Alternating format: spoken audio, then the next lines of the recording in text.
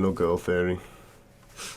This theory is a trope in thriller and horror films, especially slasher films, that specifically refers to the last female alive to go and confront the killer, as well as seemingly the last one that can be told the story. This is related to both Scream and Halloween because both of the last victim type girls are both female. In Scream, Sidney isn't the normal person to fit the part of the final girl theory, as she isn't a virgin or seems like the type of girl to fight. In Halloween, Laurie fits the criteria of the final girl theory as she is relatively quiet, has a few close friends that are named Annie and Linda, who have both been murdered by the killer. These two films have a lot of similarities in a sense because of both girls being the last girls in these films. Both have their best friends get murdered by the killer in each film. But there are contrasts between the last two girls, Laurie and Sidney, in the sense that Laurie is a virgin and very much keeps herself to herself.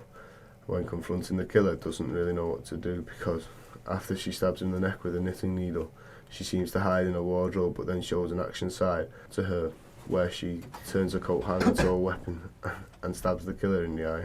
Whereas Sidney isn't a virgin, is quite social as well as being able to confront the killer and know what to do in the situation because she escapes after being tied up and then eventually kills the killer by shooting him. Representation of women in the films is prominent. Women are often depicted as weak and victims and vulnerable. For example, Laurie is attacked by Mike and starts screaming.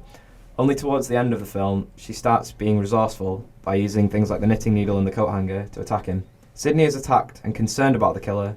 She's more resourceful and independent, which could be an example of the time difference between the two films. Neither of the girls are particularly feminine, but Sidney is less reluctant to fight and is more independent. In terms of the time difference between the films, Halloween is less graphic and knives and blood are hidden to an extent. Lots of graphic violence was shown in Scream. Things like people getting stabbed or someone getting trapped in the garage door in the cat flap, which was Tatum. In terms of the narrative, there's always someone who gets killed at the start of the film. Mike kills his sister at the start of Halloween, and in Scream, Casey gets killed at the start. The main protagonist is fairly submissive until they are attacked at the end, and their best friend always gets killed. In Halloween, the diegetic sound continually builds up when the killer is both making the move for his next victim and after he seems to be dead but keeps coming back.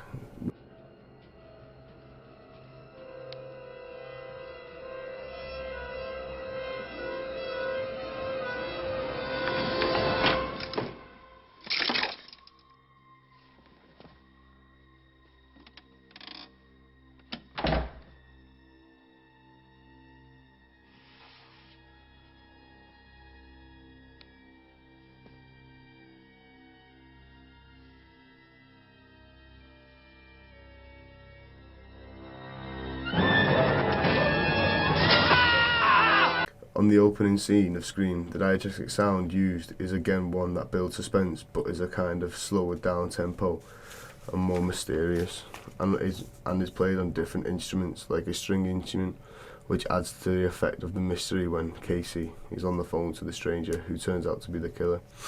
Also, the mystery builds in the moment when the killer claims he can see Casey in the house and would like to play a game with her.